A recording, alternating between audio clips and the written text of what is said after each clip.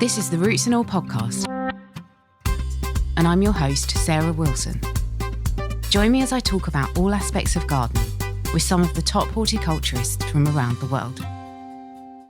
Hello and welcome to this week's episode, where my guest is Tim Richardson, who, amongst many other things, is a garden writer, historian, and founder of the Chelsea Fringe. The Fringe is an annual event which is a collection of all things horticultural, the quirkier the better, and it runs concurrent to the RHS Chelsea Flower Show each May. Events are held around the world and are an opportunity to celebrate horticulture in an alternative way. I began by asking Tim to explain the Chelsea Fringe in his own words. So the Chelsea Fringe Festival is an alternative gardening festival, which obviously is linked thematically to Chelsea Flower Show, but has no links at all otherwise with the Royal Horticultural Society or that show. And in fact, Chelsea Fringe events can occur not only all over London, but all over the UK and in fact all over the world. So there have been lots of events all over the place. So it's completely delimited. And the Fringe Festival goes on for 9 days each year. This year it's May 20 to 28th, which is basically Chelsea Flower Show weekend, a little bit more. And we really encourage all kinds of events to do with gardening and local community spaces, the environment more broadly. And they can take the form of events in gardens. They can be exhibitions, they can be performances, they can be walks, talks, demonstrations, workshops. I mean, demonstrations as in like a demo you go on, as well as a demonstration as to how to do something, I suppose. And we are an open access festival like the original Edinburgh Fringe, which it's modelled upon. And that means that anyone, as long as it's on topic, can come and do the Fringe. And we don't commission or curate anything. So it's got this incredibly free atmosphere where you can really express yourself and follow up those slightly crazy ideas which you've had maybe brewing away for a few years. And we really just never turn anything away. I mean, sometimes we have discussions with people about the event, and normally that's only if it isn't quite quirky enough, because we like the events to be interesting and quirky. You can't just sort of open up your garden for an open day as you would on a normal sort of open day. It's got to have a sort of a theme to it, some sort of unusual feel to it. Yeah, and it's all about the people, really, in the end. It's about the gardeners, not really about the gardens. And we're very low cost. We're a completely independent and unfunded and volunteer-run festival. So we don't have any ties with anyone at all. And we don't give out money for the events. People would have to fund them themselves. But over the years, we've discovered that a lot of the best events are very cheaply done or free. Because it's all about the imagination and making connections between people. So in the early years, we had quite a lot of installations and things in the streets. And we still welcome those when they come along. But of course, they need funding and it's a little bit more complicated. And we discovered that in the end, having events which are very live and activated, like a sort of party or a gathering or a talk, where lots of people are gathered, is often the very best sort of event. Sorry, Sarah, that's a rather long answer to your question as to what it is. No, not at all. That was very comprehensive. You've answered a lot of questions that I had further on. But to go back to the kind of on-topic thing, the topic is horticulture.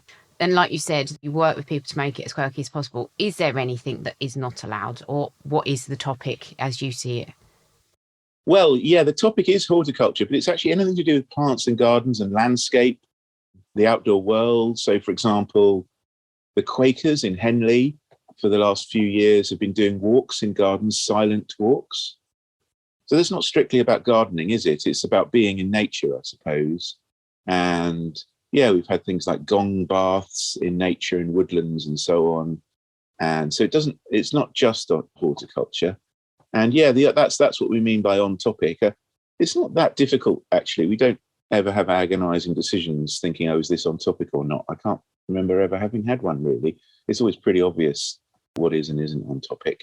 It's just a remarkably wide area, because that word garden, which we all have to use, as we know, is this incredibly sort of capacious concept. We don't have very many synonyms for it. Landscape doesn't quite do the trick, but it's all of that outdoor world, outdoor realm, It includes things like guerrilla gardening as well, community garden spaces and so on.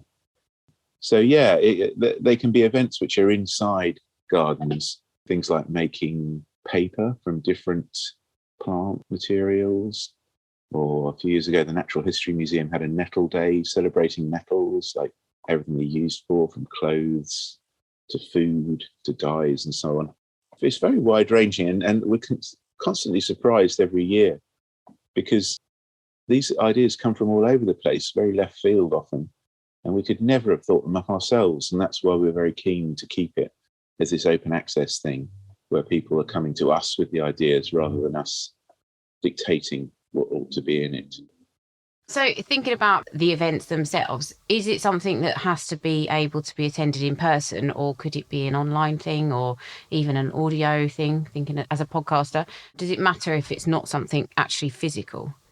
No, it would be great to have a podcast, the Chelsea Fringe special podcast. We'd love you to do that if you fancy it. Again, that will leave you to come up with the idea and then we can sort of talk it through a little bit. We wouldn't dream of sort of trying to impose an idea. But yeah, no, we do. Every year we have online events. And as you can imagine, in recent years, we didn't stop the Fringe during the pandemic. It carried on and we had online events for 2 years running mainly. And so you can do some really beautiful things online, actually. That's a lot less now because I think along with the rest of the culture, we slightly had enough of online, haven't we? So I think people are itching to get out again. But that isn't to say that online events aren't welcome. And definitely like an audio event. Yeah. I mean, I went on something called a sound walk a couple of years ago in the Fringe, which is amazing, which was a sort of silent walk through the city, through Brixton, actually, through all the garden spaces in Brixton. And we were just listening to all the sounds in the area in the early evening. It's amazingly noisy and interesting when you walk around for 1 hour just listening and not speaking to anyone. There's a large group of people, about 50 people, and none of us were allowed to say a word. There were very strange looks from the local residents of this huge group of strange people, apparently in a kind of cult, walking around not saying anything. But and then at the end, we wrote these sort of poems and things about it. And just sort of talked about the experience. But yeah, so it can be any format you like, actually. Interesting. So, as you say, it could be anywhere in the world that this can take place. And you likened it to the Edinburgh Fringe, which obviously is kind of in one place. How do people get to know about the events? Is there maybe an online directory? I'm thinking as well how the events are publicised. Is that something you do or the people who enter would do themselves? Well, it's a mix, really. We do some publicity, and one of the people who we employ on a very much a part-time, semi-voluntary basis is our press and communications person.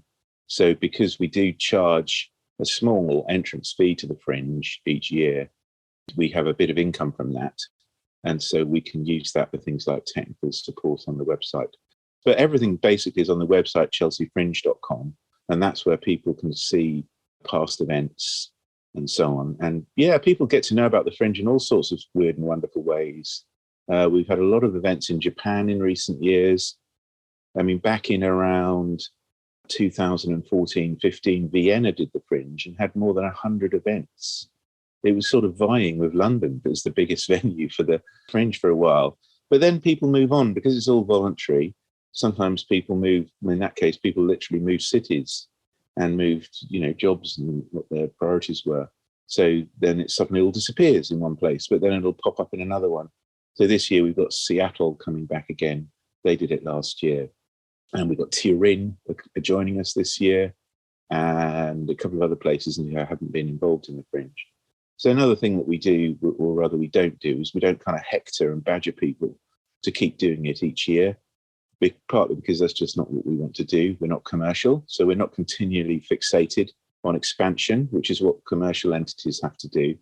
We just kind of roll with it as the Fringe ebbs and flows. We never have any idea how many events are going to be in it from one year to the next. I don't know how many we're going to have this year, this May. And in the first year, I didn't know. And it's always the same. So, we've ebbed and flowed with a number of events. But yeah, basically the website is the place people know. And then word of mouth is quite important. I think often when people have done it, they've known somebody involved in it or met someone. But that's not always the case. And we have meetings. Actually, we'll have a meeting later this month for people who are interested in the Fringe. So anyone interested can keep an eye on our website for when that date is confirmed. And then we have another meeting just before the Fringe. But the first one is when people can come along and kind of meet us, if you like. And we found that's really important, actually all meeting together. And very often the people who do the Fringe make connections with other people, and so that's led on to collaborations and even sometimes actual work, where people have ended up working with each other and so on. So yeah, it's all about those people connections in the end. I think you've had some really interesting stuff, as you mentioned, and I just wondered maybe if you could pick out a few of the different events that have really been a success or that you've particularly enjoyed over the years. There's so many. I think we must have had about 2,000 events now in the Fringe, and every year I go to as many as I possibly can. For the first years of the Fringe, it actually went on for 3 weeks. And that was basically because of the Edinburgh Fringe. And I didn't really have the imagination to think of a Fringe festival being anything other than 3 weeks. So it was 3 weeks long, which is amazingly long, actually, all these events in it. But no, I mean, just randomly thinking in my head, the things that I've really enjoyed. I remember one year in the community garden in South London, there was a special cinema was created in a tree house. And we went in for a film showing, and there were old documentaries from the British Film Institute about adventure playgrounds, the early days of adventure playgrounds in the 60s. And there were only space, I think, for 7 people in the cinema, in the treehouse. We went up the ladder and got in it. But still crouched in there was this guy from the BFI giving us a kind of little mini lecture about adventure playgrounds beforehand. And then we had ice cream at the interval they had. So it was just a really beautiful small scale event. And again, because it's not commercial, it wasn't focused on numbers. Obviously, it couldn't be. So that was a really nice one. And then really fun things I've done. I became a qualified dry stone waller one year. And that was a whole morning's training on dry stone walling, which is a little tangential maybe to gardens, but it sort of is. If you live in the country, you might have a dry stone wall in your garden. It sort of counts. But yeah, I really enjoyed that. And a couple of years ago, beautiful workshop on ice cream making, which I was totally, I mean, like everyone, I love ice cream. And I was so enthralled by it. I immediately went out and bought online all of the equipment needed to make my own ice cream. Equipment which remains unused, I must say. I was excited by it and enjoyed it at the time. So, I could wang on forever about these events, but, there are lots and lots of different ones. And ones in people's own back gardens are sometimes really lovely because they're so intimate and personal. And I've made loads of friends, you see, from doing the Fringe. I never realised that, when it started, I didn't really anticipate the main thing I'd get out of it really would be all these connections with people over the years. Hundreds and hundreds of people, either volunteers or coming to work with us at the Fringe. We always need volunteers, by the way. We have quite a small group of us now. In the early days of the Fringe, we had our meetings in City Hall, actually, where it's moved now, but when it was by London Bridge, and we were loaned a room there. And we'd have about 50 people coming to them quite often, which was almost too many volunteers. And we had these squads, these groups of people covering north, south, east, west London. And they were looking after the different Fringe events. But we've got our systems working now so that we really need a core group of about 10 of us or a dozen of us, which needs to sort of swell a little bit during the time the Fringe is on and in the run up to it, kind of liaising with the events as they come in and so on. We're a bit low this year, actually. We need at least 1 or 2 other people to help us get going with it. So if anyone's interested, info@chelseafringe.com. Drop us a line and join us. It's not very onerous. Most people just do, well, I think it amounts to a couple of 2-hour stints a week for most people. So, and often less than that, because we're really monitoring the website. But we also then have our meetings, which are, our meetings always try to run them very kind of collegiately so that we make all decisions collectively. And I don't decide on what the answer is going to be before the meeting. We genuinely debate things during the meeting and, what we're going to spend our funds on and things like that. And any little policy decisions that we have to make, if that's not too grandiose way of putting it. On that point, Can people who take part in the events actually fundraise for, say they're a community garden or they're a charity, can they fundraise during those events? Is that allowed? Yeah, it is. Yeah, that's absolutely fine. I mean, everyone has to pay, as I say, a small entry fee. And yeah, beyond that, they're pretty free. We just ask that the event is, properly advertised as part of the Chelsea Fringe, and on their posters and things, it's pretty clear that it's part of the festival and so on. And pretty much everyone does that anyway. So again, we don't like to sort of dictate what people are going to do. I mean, things like community gardens and so on find it very helpful, I know, because quite often community gardens are in places that they can actually feel not that welcoming to outsiders, oddly. It's certainly not what the community gardeners who are working there want at all. They love people coming in, but actually sometimes people feel awkward about going in, like it's not their territory. And especially in parts of big cities where you have social housing next door to like private housing, say, and there's these sort of senses of territory occur. I mean, as I say, often not really what people want at all. And what we found is that a community garden, if there's a formal invitation to people from a kind of an external thing like the Chelsea Fringe, and it's in the paper, we often get quite good publicity and things, then it gives people permission, if you like, on that day to go in. And it also confers a sort of sense of anonymity, like you can go in and go out again. If you don't want to talk to anyone, you don't have to, you can just have a kind of nose around or just sort of see what's up. So, it's kind of quite a useful, neutral space. So, part of the point of the festival is to celebrate a lot of activities which are going on year round, which is why we say you have to make it a little bit quirky and special. So if it's a community garden, they will have to do an open day, as it were, but which has a sort of theme to it. So I remember going to one community garden and they couldn't think of a theme. But in our meeting, I went to see them in person. There was all this noise from a room next door. And I go, what's that noise? What's all that shouting? And they said, oh, sorry about that. It's our local Brazilian community. We've got a lot of Brazilian people living around here. And they come here and they meet once a week and they're always shouting and eating all this food they make up together.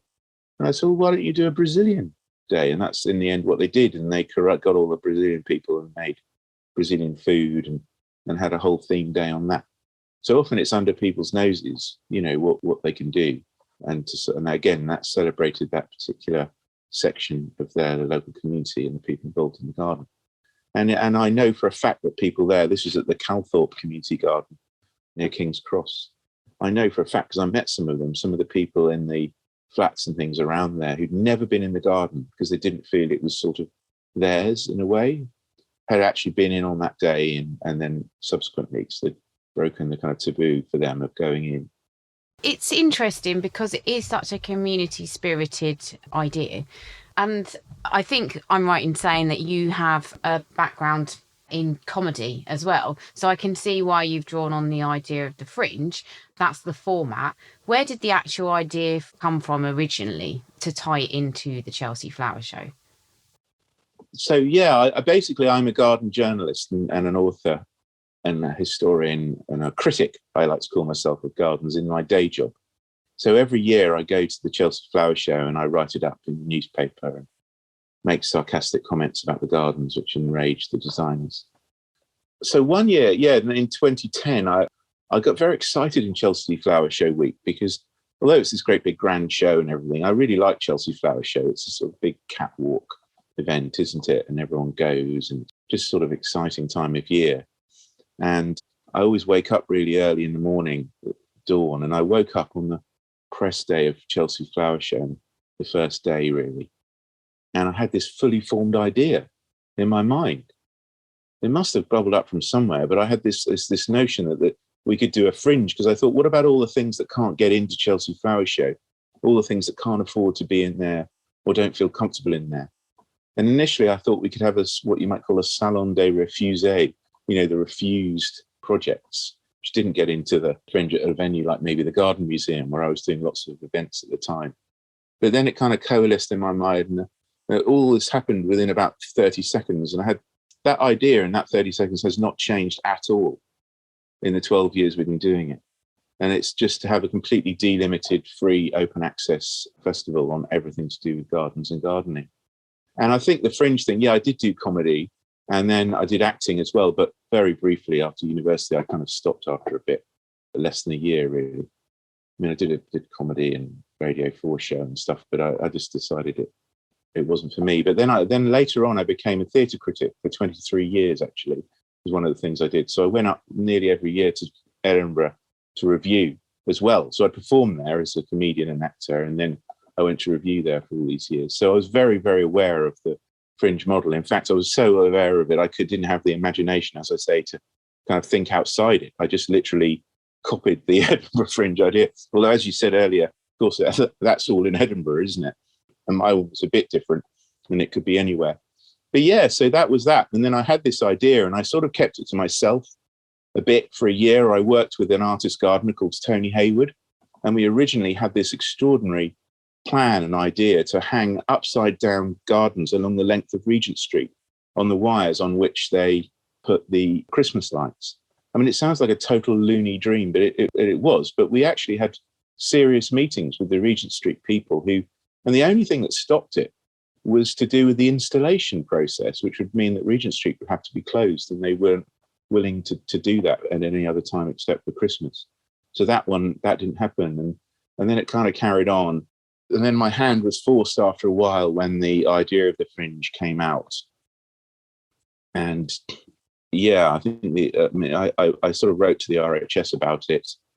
And but when I first had the idea and sort of didn't hear anything, and I could sort of feel a little bit of heat. The RHS were wanting maybe to run their own Fringe festival at one point. So at that point, I just decided to sort of launch it anyway. And I believed at the time that we wouldn't be able to function without sponsorship. We might be able to do it for a couple of years max. Because it was a sort of job, really, that I was doing, setting this up. But in the event, after all the kind of hard work setting up, we did get sponsorship one year from the National Trust, which was fantastic. But after that, I kind of realised that festivals are very vulnerable when they're funded, because they get the funding and then they put in place various people with paid jobs and they have an infrastructure. And when the funding goes, as it always does, because no company or entity ever funds things for that long usually, when the funding goes and if you can't get new funding, then the whole thing can collapse. And this happens all the time. So it just occurred to us really that it would be better if we could possibly run it just using volunteer power, because essentially, our main outgoings and so on are to do with a website. It became clear that we could, as long as we had enough people on board to actually run it, we didn't have all that many goings, and that's how it's transpired. And I'm really glad that this is the model. We're actively not looking for funding. We do not want a sponsor. So it's really refreshing, because often people kind of assume that we are. And I've sometimes met people who are sort of funders or sponsors at Chelsea and so on, and they always assume if I'm talking to them that it's because I want money from them. And when I say I don't want any money from you, they're really put out. In fact, they'll usually say, well, what is it that we can do for you, sort of thing, and this really freaks them out. So anyway, there's a sort of anarchist elements to it, really. This idea of small groups of people and local communities. I mean, the serious side of it is that, while there is definitely a place for the massive environmental and ecological activism at a big scale, a governmental scale, I also believe that individual action and local action and just people getting together in local communities and in local spaces and streets and neighbourhoods is, I believe, more powerful than anything, actually, potentially. So the so-called kind of little platoons of people who are not fostered by civic entities or corporate entities, they're not sponsored, they're not part of local councils, I think it's amazingly precious. And many local community gardens are run along those lines. It makes them unbelievably idiosyncratic. Each one of them has a completely different atmosphere and tone and personality, and we love that. That's what we absolutely love at the Fringe, and we never would ever want to compromise it in any way. We want to enhance it and encourage it and foster it and support it, because very often when people get funding and they get workers in who are funded by the council or whatever, the whole thing gets a bit flat. So we really like it sometimes. I mean, not always, but, there are brilliant people working. But I think even they would acknowledge that sometimes it can have a slightly dampening effect on things. It's to do with almost like direct action in your streets, but in a very positive way, because if you're guerrilla gardening, it's an act of love, essentially. It's a phenomenal undertaking, and there's lots of things I think that I could ask you about show gardens and the flower shows and all the rest of it. But actually, listening to you speak then, I think probably people would think Tim Richardson, his bread and butter is writing for the Telegraph, newspapers like that, but you're almost kind of subverting from the inside, which I think some people might find surprising. Is it fair to say that? Well, yeah. I mean, it's not that revolutionary. And the Telegraph always had the best sort of gardening coverage, and that's why I always wrote for the Telegraph. The Telegraph has supported the Fringe a lot more than the Guardian has, for example. I mean, the Guardian has been supportive over the years, but I suppose what I'm saying is just don't be too judgy. Not you personally, Sarah, but just generally, because these newspapers have quite a wide groups of people involved in them, working for them. I guess the political slant of the news journalism is a slightly different thing usually to what the news journalists call the shallow end, which is the bit where I work in, which is gardens and interiors and arts and that sort of thing, which we don't believe is shallow at all, of course. But yeah, it is quite subversive. I think if it's subversive, the way it's subversive is in financial terms, because we're not playing the game of sponsorship. I mean, the whole of Chelsea Flower Show is based on this business model around sponsorship.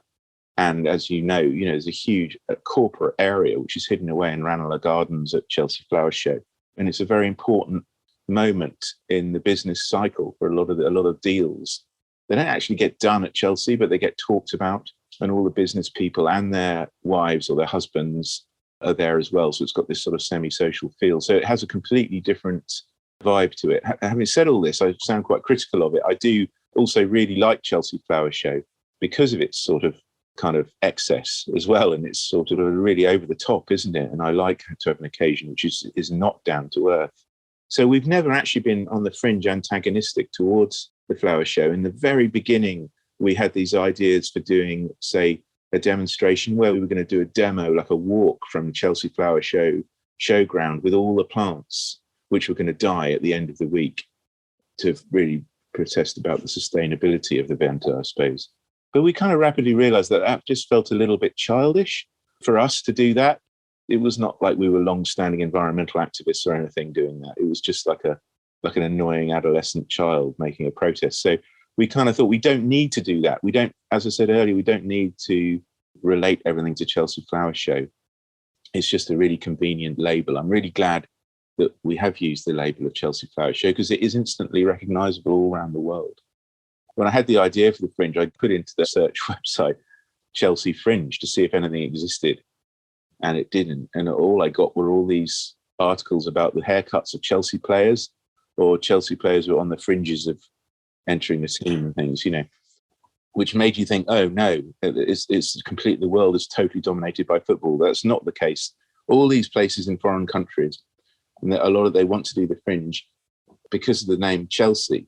And fun enough, sometimes it's almost like a prestige thing. At the Fringe, we don't want any prestige. We don't have any. But I think the word Chelsea confers this sort of idea of prestige, not so much in Britain, but in other countries sometimes. So they're kind of really amused by it, that they can be part of this sort of royal event, sort of, but through the Fringe element of it. I don't know, there's so many contradictions there, but I love the idea of the Fringe, and I think you're doing a phenomenal thing. It must be such a lot of work to do for little financial compensation. So I think it's fantastic, and well done. Thank you for it. Thanks. I didn't mean to harp on about that side of it at all. It isn't all that much work anymore, as I say, because we've got our systems down. We've got a really great new website which works well. And a lot of the time we spent before was doing things like trying to fiddle around with the website so our registration online works and things like that. That was and then the time-consuming period was in the first years. But for me, that was when I was kind of full of, well, I hope I'm still got some energy, but I was really full of energy about it and really driven, The trajectory of it's been okay. And it's actually not that onerous anymore, Sarah. I don't feel it is. I don't spend ages and ages doing it, as I say, because over the 12 years we've been doing it, we've been able to streamline things and get it all working quite smoothly for everyone involved, including the participants. So, it does take a certain amount of work from me and the volunteer team, but we're not kind of slaving away in dungeons unpaid and feeling bitter about it at all. How can people find out more? Well, the only way really, and the best way, is through the website, which is www.chelseafringe.com, and then the email is info@chelseafringe.com. So yeah, that's where to find all the information. Thanks to Tim for taking the time to tell us about the Fringe. I speak to a lot of people who love the flower shows, but also a lot of people who are uneasy about the environmental impact of and the elitism that surrounds events such as these. If you want to celebrate horticulture in a different way, why not create your own alternative event?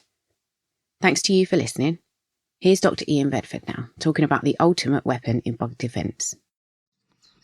Think of a bug that can always be found infesting plants in our garden each year, and it'll almost certainly be the aphid, the sap-sucking insects that we commonly refer to as greenfly or blackfly, and historically regarded as troublesome pests by gardeners and growers.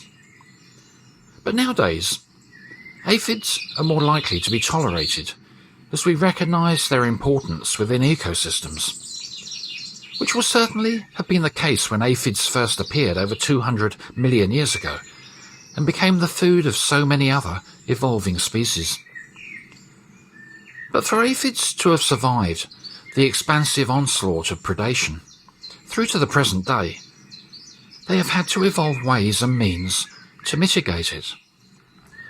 And key to this has been the remarkable speed at which they can reproduce during spring and summer, giving birth to live young that already have live young inside them, and often at the rate of over 10 a day, which would mean that over a season, 600 billion aphids could result from just one individual if all of its descendants survived.